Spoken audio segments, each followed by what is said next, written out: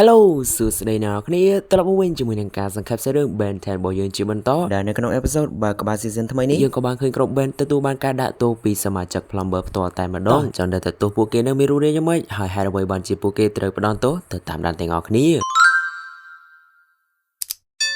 ហើយនឹងឯសាររឿងរបស់យើងគឺចាប់ផ្ដើមឡើងមកដល់យើងនឹងបានឃើញក្រុម Ben ទៅស៊ើបការនៅឯឃ្លាំងផ្ទុកអីវ៉ាន់មួយកន្លែងដែល Ben របស់យើងថាគេនឹងបានទទួលដំណឹងមួយនឹងចេញពីខ្សែរយៈរបស់គេអញ្ចឹងទៅដែលនៅពេលនឹងដែរ Kevin ក៏សង្ស័យជាមួយនឹងដំណឹងនឹងផងដែរក៏ព្រោះថាដឹងហើយ Ben នេះគឺគ្មានខ្សែស្រឡាយអីនោះទេខ្សែស្រឡាយដែលគេមានគឺមានតែ Gwen នឹងឯងហើយដោយសារតែបាន Gwen មកអាងពីក្រោយនឹងទើប Kevin នឹងព្រមតាមតែឆែកនៅក្នុងឃ្លាំងនឹងអីចឹងទៅរួចនៅពេលដែលពួកគេបានមកដល់លើដំបូលឃ្លាំងពួកគេក៏បានឃើញការជួញដូរពិតមែនពីសំណាក់ពួក Forever Night ហើយឃើញចឹងហើយពួកគេអត់ចាំយូរនោះទេ Ben របស់យើងក៏បានប្រើ Omnitrix Primer ជា Chroma Stone លូតទម្លុះដំបូលកញ្ចក់នោះចុះមកហើយពីអ្នកនោះក៏លូតមកតាមក្រោយផងដែរតែអ្វីដែលពួកគេនឹកស្មានមកដល់គឺពួក Forever Night អត់មានចាប់អារម្មណ៍ជាមួយនឹងវត្តមានរបស់ពួកគេបន្តិចសោះឡើយនោះក៏ព្រោះតែអ្វីៗគ្រប់យ៉ាងដែលកំពុងតែកើតឡើងនៅក្នុងឃ្លាំងមួយនេះគឺត្រឹមតែជារូប hologram ដែលត្រូវបាន set up ដោយនរណាម្នាក់តែប៉ុណ្ណោះឬបន្តិចក្រោយមកយើងក៏បានមកស្គាល់អ្នកដែល set up រូប hologram នឹងផងដែរដែលគេគឺជាសមាជិក Plumber ម្នាក់មានឈ្មោះថា Magister Prior Galil ហើយគ្រាន់តែ Magister ម្នាក់នេះបានចេញមកជួបក្រុម Ben ភ្លាមគេក៏បានដកហូត Plumber badge របស់គេចេញមកប្រើសមាជិកភាពជា Polygalactic Plumber ខាត់ខ្លួនក្រុម Ben យកតែម្ដងដោយហេតុថាពួកគេល្មើសនឹងបទល្មើសបន្លំខ្លួនធ្វើជា Plumber នៅពេលហ្នឹងដែរ Kevin នឹងក៏បានលើកមាត់និយាយទៅក៏ដូចជារៀងឌឺចឹងណារួច Magister នឹងក៏បានគំរាមទៅកាន់ Kevin ថាបើអញជាឯងវិ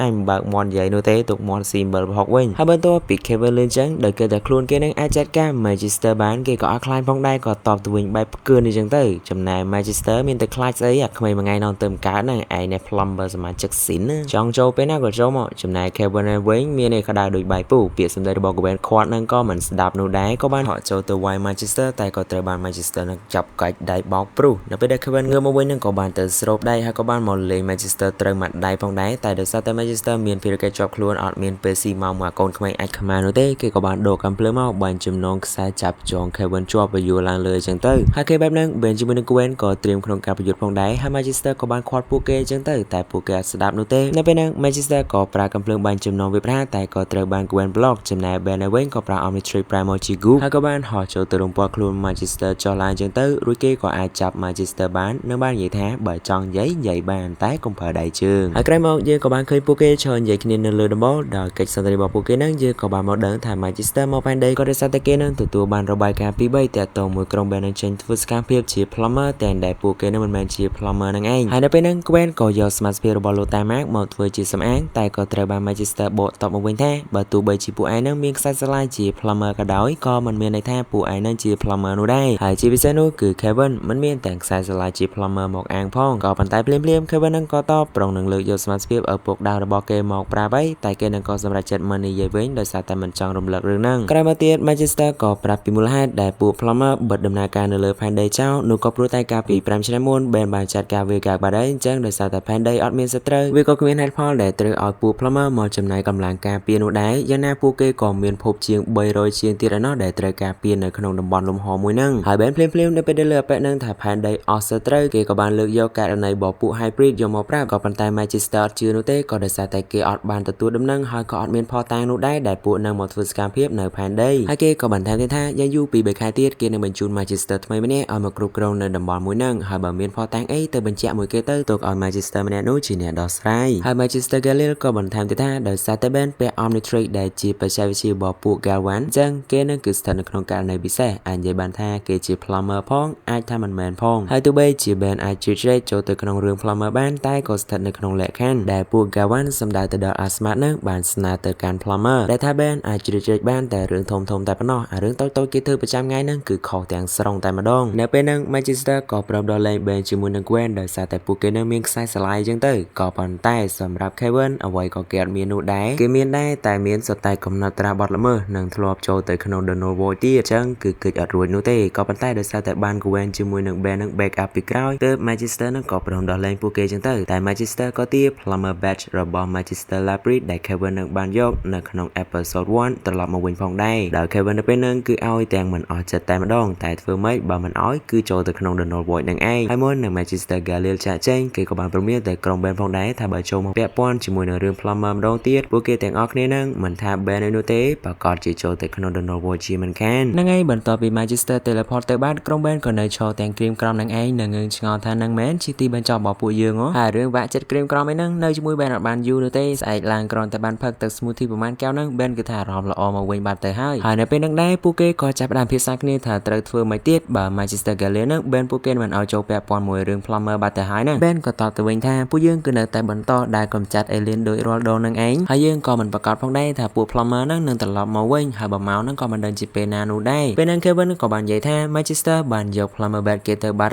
ហើយសម្រាប់ Kevin Plumber Badge មួយគឺមានសារៈសំខាន់សម្រាប់គេខ្លាំងណាស់ក៏ព្រោះតែកាលពីក្មេងគេធ្លាប់បានលើរឿងឪពុករបស់គេដែលជាសមាជិក Plumber ហ្នឹងចេញពីមាត់ម្ដាយរបស់គេថាលយអស់ចាយចឹងទៅហើយធំឡើងហ្នឹងគេក៏ចង់ខ្លាចជា Plumber ដូចជាឪពុករបស់គេផងដែរហើយបន្ទាប់ពីនិយាយប្រាប់ Ben Gwen ចប់គេនឹងក៏បានបើកឡានចាក់ចេញពីទីនោះចោលពីអ្នកនឹងបាត់ទៅហើយកាត់មកជ្រុំម្ខាងនៃខ្សែរឿងនៅឯសំបុក DNA លៀនមួយកន្លែងនៅពេលហ្នឹងក៏មានបរិសអាចកំបាំងម្នាក់បានដើរចូលទៅកាន់ទីនោះហើយនៅពេលដែលគេដើរចេញមកយើងក៏បានមើលស្គាល់ថាគេគឺជាកូនដាខកលងឪ Mike Morningstar ហើយភ្លាមពួក DNA លៀននៅពេលដែលបានឃើញជួនខាងក្រៅឆ្លៀនពៀនចូលមកចឹងពួកគេក៏ចាប់ផ្ដើមវាយប្រហារក៏ប៉ុន្តែគឺពួកគេនឹងគ្មានគីឡូជាមួយនឹង Mike Morningstar នោះឡើយហើយបន្ទាប់ពីចាត់ការកប៉ិកប៉ុកនៅខាងក្រៅតាមផ្លូវចូលនឹងហើយ Morningstar ក៏បានមកដល់បន្ទប់របស់ Hybrid Commander នៅពេលដែលបានចូលទៅដល់ជួប Hybrid Commander Morningstar ក៏បានស៊ីម្ដាយរបស់ Hybrid Commander ឡើងប៉ាយចឹងទៅដោយសារតែសួមឆ្លោយចឹងដាក់យកតែម្ដងទៅក៏ប៉ុន្តែ Morningstar គឺអត់មានបានកើតអីនោះទេនឹងបានងើបមកដើរចូលទៅនិយាយទៅកាន់ Hybrid ថាគេនឹងពិតជាខ្លាំងរួចគេនឹងក៏ចាប់ផ្ដើមស្រូបយកនៅធម៌ពលជីវិតខ្លះចេញពី Hybrid Commander តាមរយៈធម៌ពលរបស់គេដែលខ្ញុំសូមហៅថាជា Dark Mana ទៅចុះហើយនៅពេលហ្នឹងគេក៏បាននិយាយធ្វើការដូរជាមួយនឹង Hybrid Commander ដែលកំពុងតែដេកនឹងឯងហើយក្រោយមកយើងក៏បានឃើញ Gwen មករក Kevin នៅយានដ្ឋានមួយដែលនាងក៏បានទិញទឹកផ្លែឈើហ្នឹងមកឲ្យ Kevin ផងដែរដើម្បីនិយាយគ្នាចឹងទៅតែ Kevin ហ្នឹងក៏ប្រាប់ទៅ Gwen ថាគេនឹងអត់ចង់និយាយតាក់ទងមួយរឿងឪពុករបស់គេនោះឡើយពេលហ្នឹង Gwen ក៏មិនបានបង្ខំអីនោះដែរភ្លាមនោះនាងក៏បានហូតចេញនៅកាដូដែលនាងបានរៀបច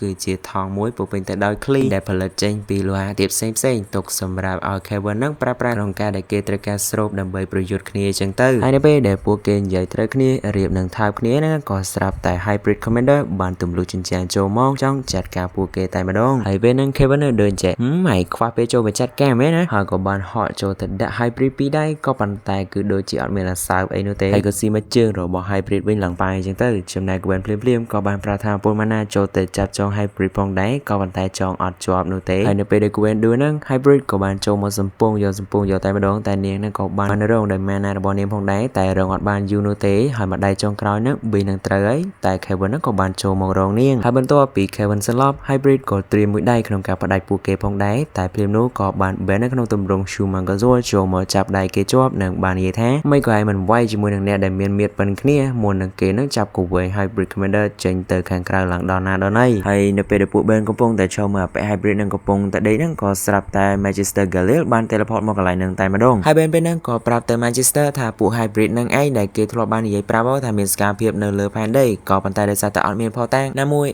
ពាក់ Hybrid Commander ហ្នឹងក៏មកសម្ដែងធ្វើជាជនរងគ្រោះថាក្រុម Ben ហ្នឹងមកវាយគេដែលអត់មានហេតុផលចឹងទៅនឹងថែមទាំងបច្ចេកភ្លើងដោយថាក្រុម Ben ហ្នឹងប្រើឈ្មោះជា Plumber ទៀតបន្ទាប់ពីបានស្ដាប់ឮបែបហ្នឹងហើយ Magister Gallier ក៏បាននិយាយថាគេនឹងចាប់ខ្លួនក្រុម Ben ទាំង3នាក់ហើយចំណែកពាក់ Hybrid ហ្នឹងក៏គេនឹងចាប់យកទៅដូចគ្នាក៏ប៉ុន្តែគ្រាន់តែយកទៅស៊ើបសួរចម្លើយតែប៉ុណ្ណោះហើយគ្រាន់តែ Magister និយាយចប់ភ្លាមក៏ស្រាប់តែ Mike Morningstar បានបង្ហាញខ្លួនមកនិងបានផ្ដល់នៅដំណោះស្រាយមួយដ៏ល្អផងដែរគឺថាពួកគេនឹងមិនត្រូវបានទៅណាទាំងអស់រហូតដល់ថាពលរបស់ពួកគេនឹងក្លាយទៅជាបង Mike Morningstar ហើយភ្លាម Mike ក៏បានប្រើថាពល Dark Mana របស់គេនឹងចាប់ផ្ដើមស្រូបយកថាពលជីវិតរបស់អ្នកគ្រប់គ្នាដែលនៅទីនោះហើយនៅពេលហ្នឹងយើងក៏ឃើញថាគ្រប់គ្នានឹងគឺសុទ្ធតែត្រូវបាន Mike ស្រូបយកថាពលជីវិតលើកលែងតែ Gwen ដែលប្រើថាពល Mana របស់នាងធ្វើ shield ការពារហើយបែរនៅពេលហ្នឹងគឺបានធ្វើ Mike នឹងភ្ញាក់ផ្អើលខ្លាំងមែនទែនជាមួយនឹងថាពលជីវិតរបស់គេដែលមាននៅក្នុងខ្លួនគឺថាអ្នកគ្រប់គ្នាផ្សេងហ្នឹងដែលត្រូវបានស្រូបគឺដេកលក់ហើយនៅឡើយតែ Ben នឹងឯងព្យាយាមឬបំរាស់ក៏ប៉ុន្តែចុងក្រោយហ្នឹងក៏នៅតែត្រូវបាន Mike នឹងស្រូបយកទៅអស់ដោយតែគ្នានឹងឯងហើយមុននឹង Ben ស្លាប់គេដូចជាបានដឹងពីអត្តសញ្ញាណរបស់បុគ្គលនឹងផងដែរនឹងបានស្រែកប្រាប់ឲ្យ Gwen នឹងបញ្ញាប់រត់ចេញទៅកុំខ្វល់ព្រោះមានតែ Gwen តែប៉ុណ្ណោះគឺជាក្តីសង្ឃឹមរបស់ពួកគេហើយហ្នឹងហើយ Gwen ក៏ស្ដាប់សម្ដីរបស់ Ben ផងដែរនឹងបានដាក់មេប្រូចរត់ចាក់ចេញពីទីនោះទៅបាត់ហើយ Mike ពេលហ្នឹងក៏មិនបានទៅដេញតាមនាងផងដែរក៏ព្រោះតែគេថាគេមាន Ben និង Kevin ជាចំណាត់ខ្មាំង Gwen នឹងត្រឡប់មកវិញជាមិនខានហើយក្រោយមកនៅឯអគារចាស់មាត់ទឹករបស់ Mike យើងក៏បានឃើញ Ben Kevin ឯហ្នឹងត្រូវបានចាប់ចងនិងមានថាពល shield ឃុំខាំងពួកគេទាំងអស់គ្នានឹងផងដែរហើយនៅពេលដែលពួកគេកំពុងនិយាយគ្នា Ben ក៏បាននិយាយថាគេស្គាល់ពាក់របស់មុងនឹងតើហើយភ្លាម ម៉េចក៏បានដើរចូលមកនឹងបានសួរទៅកាន់បែនថាច្បាស់អត់តែបែនរបស់យើងគឺច្បាស់1លាន%អីនឹងបាននិយាយថាបើខ្លាចដោះរបាំងមកឲ្យលួយនឹងចេញមក Michael ហើយមុននឹង Mike ដោះរបាំងមកគេក៏បាននិយាយប្រាប់ទៅកាន់បែនផងដែរថាកាលពីមុនកាលពីក្រុមបែននឹងទៅបំផ្លាញផែនការរបស់គេប៊ីនឹងកំចាត់គេនឹងគឺថាកន្លងផុតមកទៅក្រោយនឹងក៏ស្រាប់តែថាពលរបស់គេនឹងត្រឡប់មកវិញខ្លាំងជាងមុនទ្វេដងតែម្ដងទាំងដែលការឃ្លានរបស់គេនឹងផងដែរហើយវិធីសាស្ត្រសរុបថាពលជីវិតចេញពីក្មេងស្រីសិស្សសាលាការមុនរបស់គេនឹងគឺថាប្រែការលែងការទៀតអីដោយសារតែភាពឃ្លានរបស់គេនឹងគឺវាឃ្លានខ្លាំងពេកត្រូវការថាពលច្រើនអញ្ចឹងទៅអញ្ចឹងហើយ Michael Morning Star កាលពីមុនគឺលែងមានទៀតហើយមានតែ Dark Star នឹងបានបើកស្រោមមុខមកគឺ Zombie សុទ្ធហើយ Ben ជាមួយនឹង Kevin ឃើញហើយគឺថាឡើងហើយ Mac ហៅ Dark Star វិញហើយ Dark Star ពេលហ្នឹងក៏បាននិយាយថាដោយសារតែពួកឯងហ្នឹងឯងបានមុខអញចឹងឥឡូវនេះឆាប់មកធ្វើឲ្យបាត់ឃ្លានភ្លាមរួចក៏ចាប់ផ្ដើមស្រូបយកថាពលរបស់ពួកគេទាំង4នេះចឹងទៅហើយស្របពេលដែលពួកគេកំពុងតែត្រូវបានស្រូបថាពល Kevin នឹងក៏បាននិយាយថាពួកគេនឹងប្រហែលជារួចខ្លួនបើសិនជា Ben នឹងអាចឈោងប្រើ Omnitrix បាននឹងប្រែទៅជា Alien ដូចជា Alien X តែ Ben ក៏តបថាបើសិនជាប្រែទៅជា Alien X តើថាពលរបស់ Alien X ត្រូវបានបកាច់នោះស្រូបបានចាបកាច់នឹងមានអាណាប្រជុំវាបានទៅហ្នឹងហើយបន្តិចក្រោយមក Gwen ក៏បានចូលមកដល់នឹងស្រែកហៅ Michael ចឹងទៅហើយនៅពេលបានឃើញ Michael ភ្លាមគឺថានាងឡើងភ្ញាក់ផ្អើលតែម្ដងក៏ព្រោះតែការពីនាងទៅ date ជាមួយនឹង Michael មកគេនឹងគឺសង្ហាខ្លាំងមែនទែនតែឥឡូវចោលបដ ாய் zombie សពតែម្ដងតែ Dark Star ក៏តបទៅវិញថាសើចបានជាសើចហើយទៅឥឡូវនេះយើងមានថាពលរបស់មិត្តរួមក្រុមរបស់នាងបូករួមជាមួយនឹងថាពលរបស់ Hybrid បូករួមជាមួយនឹងថាពលរបស់ Plumber តែនាងគឺតែអាចប្រជុំយើងបានមែនមកតែឯងនឹងហើយ Gwen ក៏តបទៅវិញអាណាគេថាអញមកតែឯងរួចភ្លាមនឹងដែរក៏ស្រាប់តែពួក DNA Alien ជាច្រើនក៏ចាប់ផ្ដើមទម្លុះកញ្ចក់ចូលមកហើយ Gwen នឹងក៏ថាអាពួកនេះគឺដូចជាខឹងខ្លាំងណាស់នៅពេលដែលឯងនឹងចាប់មេរបស់វាអញ្ចឹងហើយហ្នឹងឯងការប្រយុទ្ធរបស់ពួកគេក៏ចាប់ផ្ដើមដល់ពួក DNA Alien ហ្នឹងក៏ចាប់ផ្ដើមទៅព្រួតទៅលើ Dark Star តែម្ដងក៏ប៉ុន្តែគឺដូចជាទៅរួចមួយ Dark Star នោះទេអាណាចូលចិត្តវាចាប់យកសូថាពលអាណានៅឆ្ងាយវាដាក់មក Dark Mana ហើយនៅពេលដែល Dark Star ឡាយទៅវាយជាមួយពួក DNA Alien ហ្នឹង Gwen ក៏យកការនឹងទៅជួយរំដោះ4នាក់នោះអញ្ចឹងទៅដល់ទាំង4នាក់រំដោះចេញពីធងថាពលតែ3នាក់រំដោះចេញពីច្បាក់ចំណែក Hybrid Commander ហ្នឹងគឺនៅជាប់ច្បាក់តដែរហ្នឹងឯងហើយប្រកាសមកមើលខាង Dark Star នេះវិញគឺថាដូចជាវេទនាខ្លាំងមែនទែនស្រូបថាពលរបស់ពួក DNA Alien ហ្នឹងដោយសារតែពួកវាមានគ្នាច្រើនពេកហើយ Dark Star ឡាយទៅzoomពួក DNA Alien ហ្នឹងភ្លេចខ្លួនក៏ស្រាប់តែក្រុម Ben ហ្នឹងគឺចូលមកព្រួតយកតែម្ដងដាក់ combo មួយនេះលយចយដោយដំបូង Gwen ក៏រត់មកបុក Dark Star ជាមួយនឹងថាពល Mana របស់នាងឡើងប៉ាងហើយ Ben ក៏រត់ចូលមកប្រើ Omnitrix ប្រែទៅជា Alien Echo Strike ដាក់ Dark Star នៅបរិស្ថានលបឿនហើយ Magister ក៏ដាក់មកកាភ្លើងប៉ាង Dark Star ឡើងទៅលើយើងក៏បានឃើញ Ben នៅលើនឹងស្រាប់នៅក្នុងទម្រង់ Spider Monkey ហក់មកធាក់ Dark Star មកជើងធ្លាក់មកក្រោមហើយក៏ស្របពេលដែល Kevin កំពុងតែចាំនៅក្រោមនឹងស្រាប់ក៏ដោបដៃទាំងពីរវាយ Dark Star ប៉ាងទៅខាងលើវិញហើយ Ben ក៏បានប្រែពី Spider Monkey ទៅជា Jet Ray បាញ់ Laser អុចអាប៉ែ Dark Star នឹងមិនដឹងតែមានប្រមាណត្រឡប់នោះទេហើយ Ben ក៏បញ្ចប់ combo នឹងជាមួយនឹងការប្រែមកជា Shumangazoid ហក់ទៅជន់អានោះឡើងបែកអាចតែម្ដងហើយហ្នឹងឯងបន្ទាប់ពីចាត់ការប៉ែ Dark Star នៅបែកអាចតិចយើងក៏បានឃើញថាប៉ែ Hybrid នោះក៏ត្រូវបានកូនចៅវាលួចជួយរត់គេចាក់ចេញពីនោះទៅបានហើយបើមើលមក Ben មុននឹងត្រូវប៉ែ Dark Star នោះស្រូបយកថាមពលឥឡូវនេះមកចំណាយថាមពលប្រែកាឡាប្រើ combo ដាក់ទៅលើប៉ែនឹងវិញគឺថាឡើងអស់កម្លាំងខ្លាំងមែនតើម្ដងឡើងចង់ស្លាប់ហើយតែគេក៏មិនបានកាត់អីផងដែរហ្នឹងហើយហើយក្រោយមកយើងក៏បានឃើញថា Dark Star ក៏ត្រូវបាន Magister Galil ប្រើ technology level 6ចាប់គេជាប់មកទៅណានោះទេនឹងត្រៀមយកគេទៅទីស្នាក់ការវិញហើយក៏បញ្ជូនចូលទៅក្នុង The North Void ផងដែរហើយពេលហ្នឹង Ben ក៏សួរទៅកាន់ Magister ឲ្យចោះពួកគេវិញហើយពេលហ្នឹង Magister ក៏តទៅវិញថាគេនឹងក៏បានគិតពីរឿងក្រុម Ben នឹងផងដែរហើយនៅថ្ងៃនេះបានឃើញក្រុម Ben នឹងគឺធ្វើសកម្មភាពបានល្អអញ្ចឹងគេនឹងក៏គិតថាមិនចាំបាច់ត្រូវការដាក់ Magister ឲ្យមកគ្រប់គ្រងតំបន់នោះទេក៏ដោយសារតែមើលទៅនៅនឹងគឺមាន Plumber ដ៏ល្អនៅនឹងស្រាប់ហើយដែលនៅពេលហ្នឹងយើងក៏បានបញ្ជាក់ច្បាស់ពី Magister Galil ដែលក្រុម Ben ឥឡូវគឺខ្លាយទៅជាសមាជិក Plumber ពេញសិតហើយដែល Kevin ជាមួយនឹង Gwen ពេលហ្នឹងក៏ទទួលបាន Plumber Badge ពី Magister Galil ផងដែរហើយបើមើលទៅ Ben នោះក៏លាដៃចង់បានមួយផងដែរក៏ប៉ុន្តែភ្លេចគិតថាខ្លួននេះគឺមាន Omnitrix ហើយហ្នឹងហើយបន្ទាប់ពីផ្ដល់តំណែងនឹងដាក់ការងារឲ្យ3នាក់នឹងហើយ Magister Galil ក៏ teleport ទៅវិញបាត់ជាមួយនឹង Dark Star អញ្ចឹងទៅហើយនៅពេលហ្នឹងដែរបើយើងមកមើលទឹកមុខរបស់ Kevin គឺថាក្តីសុខសប្បាយរីករាយដល់កហើយនៅពេលដែលបាន Plumber Badge មកវិញមិនតែប៉ុណ្ណោះក៏បានខ្លាយទៅជាសមាជិក Plumber ទៀតហើយនៅពេលហ្នឹងដែរគេក៏លាពីអ្នកនោះដើម្បីយកដំណឹងមួយនេះទៅប្រាប់ដល់ម្ដាយរបស់គេអញ្ចឹងទៅហើយមើលទៅ Ben ជាមួយនឹង Gwen ហ្នឹងក៏សប្បាយចិត្តចំនួនផងដែរហើយហ្នឹងឯងអ្នកនរគ្នាសេរីរឿងបើក្បែរ episode season 2របស់យើងក៏បានមកដល់ទីបញ្ចប់ត្រឹមហ្នឹងឯងជួបគ្នានៅវីដេអូក្រោយ episode ក្រោយ Bye bye